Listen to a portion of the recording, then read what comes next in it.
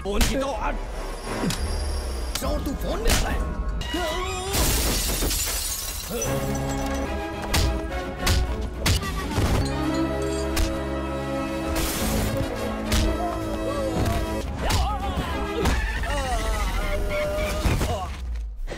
Assalamualaikum guys, oke kembali lagi bersama Draft Movie Review. Piye kabar Re? Terima kasih buat para penonton setia Draft Movie dimanapun kalian berada. Semoga kalian semua selalu sehat ya. Kali ini Draft Movie sudah merangkum sebuah film yang berjudul Raja Fasam. Bagaimana keseruan filmnya? Tanpa banyak basa-basi, ini dia alur ceritanya.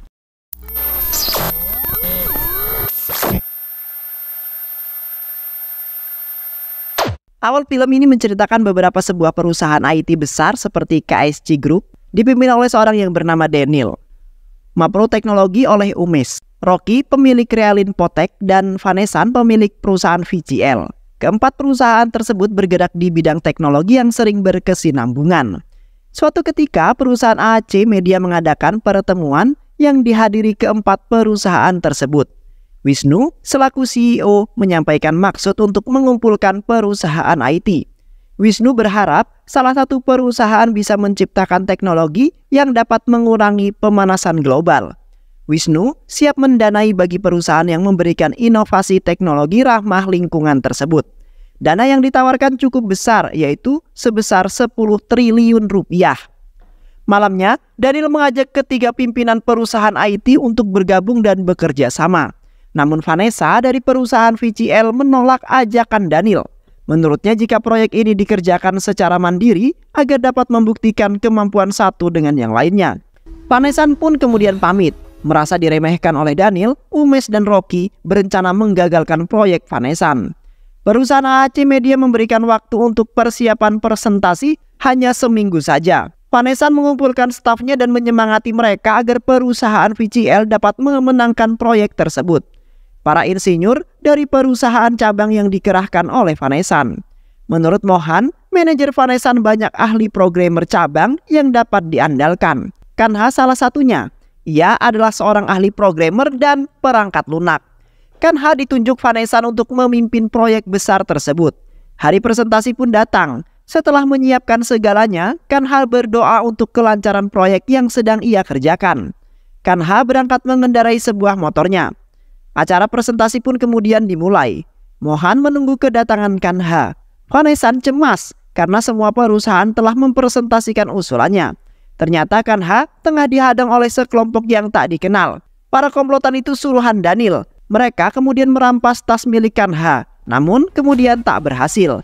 Tubuh Kanha yang kekar mampu melawan mereka semua. Kanha datang di detik-detik akhir acara dan memohon kepada Wisnu untuk memberinya kesempatan menjelaskan apa yang ia harus presentasikan. Kanha pun menguasai panggung. Inovasi yang ia jelaskan mampu menarik hatinya Wisnu. Usulan Kanha untuk menjadikan kertas digital di era modern ini akan sangat membantu memperbaiki iklim dunia. Karena menurutnya untuk menyelamatkan dunia, kita harus menyelamatkan pohonnya terlebih dahulu. Jika pohon dibiarkan ditebang dan dijadikan kertas, sama saja akan menghilangkan oksigen dari bumi ini. Kanha akan mengembangkan penyimpanan virtual yang aman dan mudah sebagai penggantinya kertas. Inovasi ini juga akan menghemat biaya pengeluaran dan pemeliharaan mesin. Wisnu mengumumkan bahwa perusahaan AAC Media memilih VCL sebagai pemenangnya. Dari ruangan Vanessa tentu sangat bangga karena perusahaannya dipilih oleh Wisnu. Daniel, Rocky, dan Umesh marah dan membanting gelas hingga pecah. Sadar mereka gagal memenangkan proyek tersebut. Daniel dan kawan-kawan berniat mencelakakan Vanessa. Vanessa tertabrak mobil hingga koma. Namun anaknya Vanessa meminta Mohan untuk tidak menyebarkan kondisi ayahnya. Wisnu meminta proyek ini harus selesai dalam waktu 3 bulan saja. Mohan memperkenalkan Kanha kepada seseorang yang akan mendampingi dirinya, yaitu adalah Gayatri. Gayatri anak dari Vanessa yang berpura-pura menjadi seorang karyawan biasa. Alasan Gayatri menjadi seorang karyawan adalah ingin mengontrol lebih dekat proyek yang sedang dikerjakan oleh Kanha. Gayatri ingin proyek ayahnya ini berhasil karena sebelum koma ayahnya sangat senang bisa mengerjakan tender tersebut. Singkat cerita, Kanha menolak jika ada penambahan tim dari luar. Kanha akan merasa nyaman jika mengerjakannya dengan tim yang dibentuknya sendiri. Gayatri tersinggung dengan Kanha. Gayatri protes dan Kanha tak menghiraukan Gayatri. Saat di rumah, Kanha mendapatkan telepon dari ibunya yang mengatakan bahwa Kanha harus segera pulang untuk melamar gadis yang dipilihnya. Kebaktian Kanha membuat ia tak menolak permintaan sang ibu tercinta. Ayah Kanha juga menelpon saat Kanha di lobi perusahaan. Ayah Kanha juga memberitahukan hal yang sama kepada Kanha untuk segera pulang. Saat sedang asik ngobrol bersama ayahnya di telepon, ponsel Kanha tak sengaja terbanting dan kemudian mati. Kanha kemudian berjalan menuju ruang kerjanya. Security menyapa Kanha bahwa pamannya Kanha menelpon dirinya. Tak hanya security, resepsionis dan teman-teman kerjanya seperti diteror keluarganya Kanha. Kejadian ini membuat Kishore tertawa. Akhirnya Kanha menceritakan siapa keluarga besar Kanha yang sesungguhnya. Kishore melongo mendengar Kanha bercerita jika ayah ibunya memiliki 5 anak laki-laki dan 5 anak perempuan. Seluruh anaknya sudah berkeluarga kecuali Kanha. Jika ditaksir, jumlah seluruh keluarga Kanha sekitar 44 orang dan tinggal di atap yang sama. Meski demikian, keluarga Kanha sangat harmonis dan saling menyayangi. Salah satu paman Kanha juga sangat menyayangi Kanha. Sampai-sampai ia tak ingin menikah dan memotong rambutnya sebelum melihat Kanha menikah. Kanha bukan tak mau menikah, namun jodoh tidak ada yang tahu. Ada aja halangan yang membuat Kanha gagal menikah. Suatu hari keluarga Kanha pernah mengunjungi salah satu rumah seorang gadis yang ada di desanya. Keluarga Kanha hendak meminta si gadis. Saat di rumah, si gadis keluarga Kanha disambut nenek si gadis. Nenek si gadis itu pun kelelahan menyambut keluarga Kanha yang datang satu persatu dan membuat nenek meninggal dunia. Akhirnya keluarga Kanha pun pergi. Dalam perjalanan pulang, keluarga Kanha kemudian dicegat oleh tetangganya yang bernama Nilama. Nilama mengejek keluarga Kanha dan mengatakan Kanha mempunyai kutukan yang tidak bisa membuatnya menikah. Dahulu, Nilama pernah ditolak menjadi keluarga Kanha. Hal itulah yang menjadikan Nilama tega mengatakan hal seperti itu. Ibu Kanha sedih dengan ucapan yang diucapkan oleh Nilama. Kanha menenangkannya jika akan menuruti apa yang ibunya minta. Lain hari, ibunya tak menyerah. Ibu Kanha mencarikan gadis untuk Kanha. Keluarga Kanha melamar gadis bernama Puja. Kanha datang bersama keluarga besarnya. Puja mau menikah dengan Kanha, namun dengan satu syarat. Puja meminta jika sudah menikah nanti, Puja tak ingin tinggal bersama keluarganya. Kanha berdiri kesal dan mengatakan bahwa ia tidak bisa seenaknya memisahkan dirinya dan keluarganya. Kanha tidak bisa menikahi Puja. Perjodohan Kanha pun gagal lagi. Kishore tertawa lepas mendengar kisahnya Kanha. Bukan menyemangati Kanha, Kishore malah menjatuhkan semangat Kanha dengan mengatakan jika gadis yang dibicarakan ibunya nanti pasti akan menolaknya lagi. Kanha menerima telepon dari Mohan. Mohan menyuruh Kanha datang ke ruangannya. Mohan bicara dengan sangat serius. Mohan pesimis jika proyek kali ini akan berhasil. Karena Wisnu, CEO ACC Media mempercepat target pengerjaan menjadi 2 bulan saja. Kanha tak pantang menyerah. Ia menyarankan Mohan untuk mempekerjakan seluruh staf untuk lembur agar proyek ini segera selesai. Mohan setuju dengan Kanha pada saat ini. Ibu Kanha kemudian menelpon lagi. Ibu Kanha memohon kepadanya untuk segera pulang besok untuk melamar si gadis yang dibicarakannya tadi pagi. Kanha mengiyakan permintaan ibu tercintanya. Kanha keluar dari ruangan Mohan. Kanha bertemu Anjali, salah satu staf bawahannya Kanha. Anjali menanyakan apakah Kanha akan menikah besok pagi. Dengan muka terheran, Kanha menjawab iya dan bertanya kenapa Anjali mengetahuinya. Anjali mengatakan jika wanita yang akan dijodohkan dengan Kanha adalah Anjali. Namun Anjali meminta Kanha untuk tidak datang besok karena Anjali mencintai pria lain. Anjali tidak mau mempermalukan keluarganya jika ia yang menolak perjodohan tersebut. Anjali memohon dengan sangat kepada Kanha pada saat ini. Kanha galau, tidak mungkin Kanha menolak permintaan ibunya, sedangkan ia tak tega melihat Anjali. Kishore menjadi konsultannya Kanha. Kishore membuat ide bagaimana jika Kanha berpura-pura memiliki pacar dan membawanya ke keluarganya Kanha. Kishore akhirnya menyeleksi wanita yang akan dipacari oleh Kanha. Tak ada wanita yang mau selain Gayatri. Kishore membujuk Gayatri untuk menjadi pacar pura-puranya Kanha. Awalnya Gayatri menolak, namun ia berubah pikiran setelah memikirkan jika pekerjaannya mendapat bayaran yang ia inginkan. Melihat tingkah Gayatri yang matre karena berpikir jika Gayatri adalah perempuan mata duitan, Kanha membawa Gayatri bertemu keluarganya Kanha keesokan harinya saat keluarga Kanha menyiapkan pesta pertunangannya. Keluarga Kanha senang melihat Kanha sudah datang. Dari kursi belakang mobil turunlah Gayatri. Semua melongo melihat gadis yang dibawa oleh Kanha. Kanha memperkenalkan Gayatri sebagai kekasihnya dan ia tak mau menikah dengan Anjali. Kakak ipar Kanha marah karena Kanha melanggar peraturan keluarga.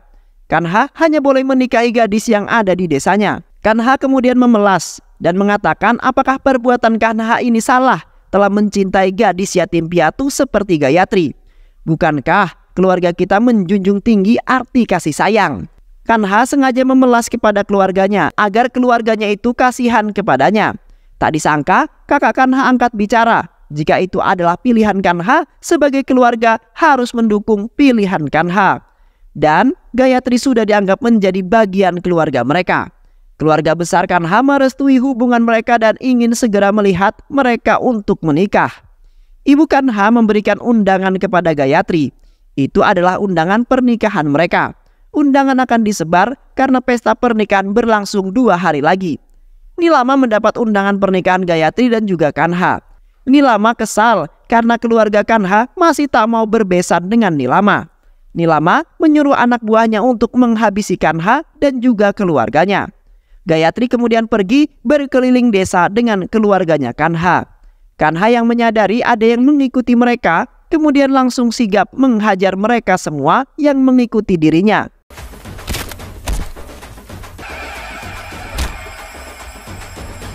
Dengan kerendahan hatinya Kanha, ia menemui Nilama untuk meluruskan permasalahan yang ada.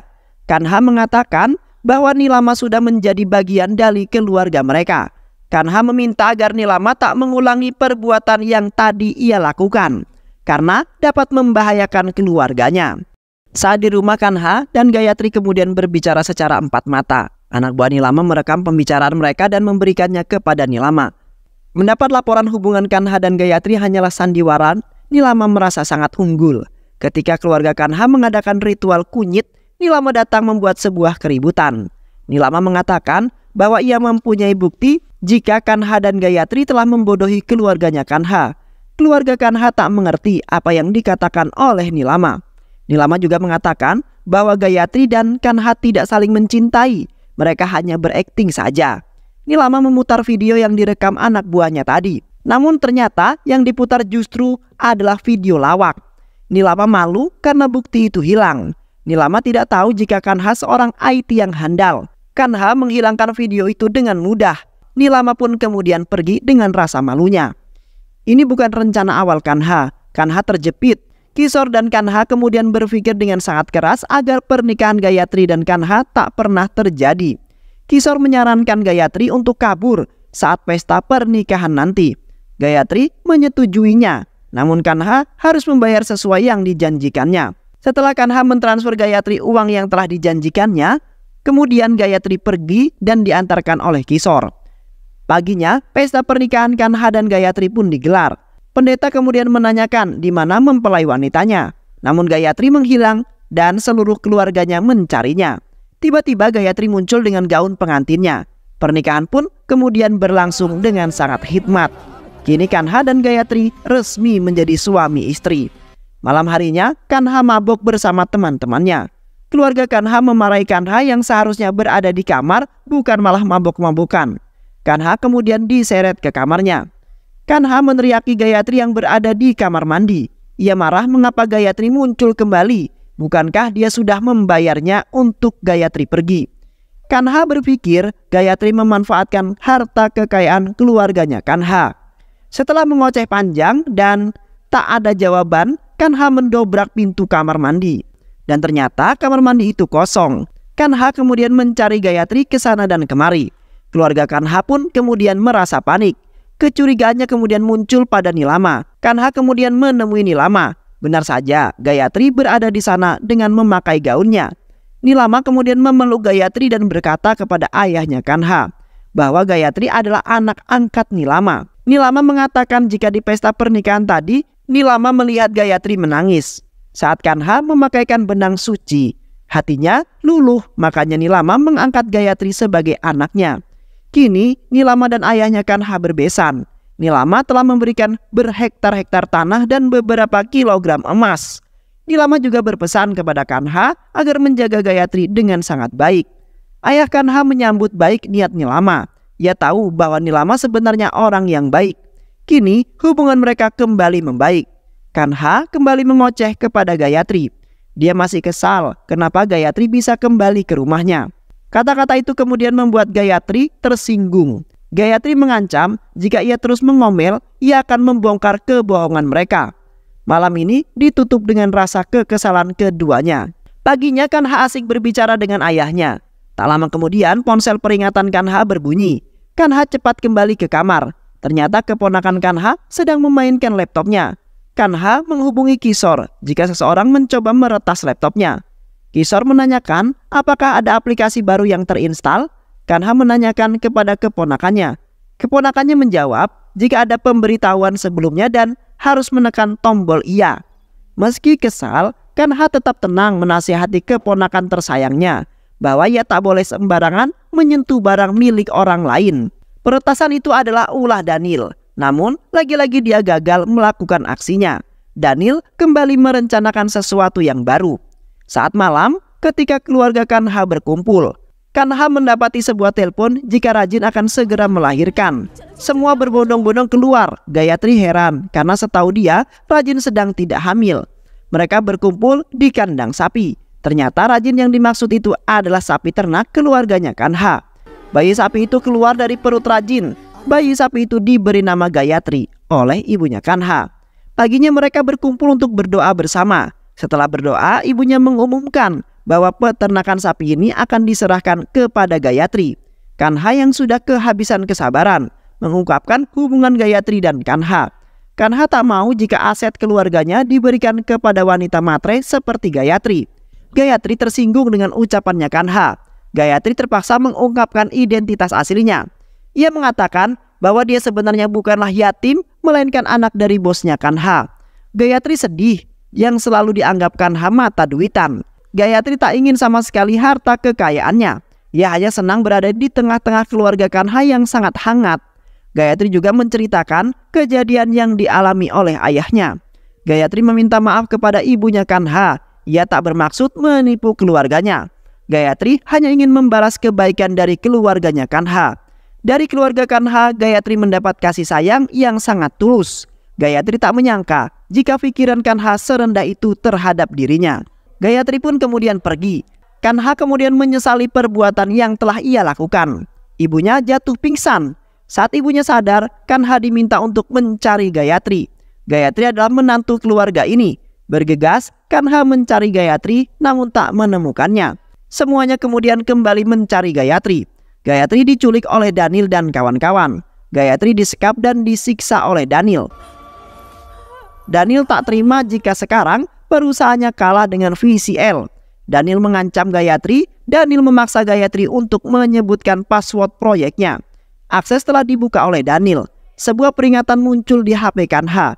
Data Kanha diretas. Di suatu tempat, ia kemudian mengikuti petunjuk lokasi.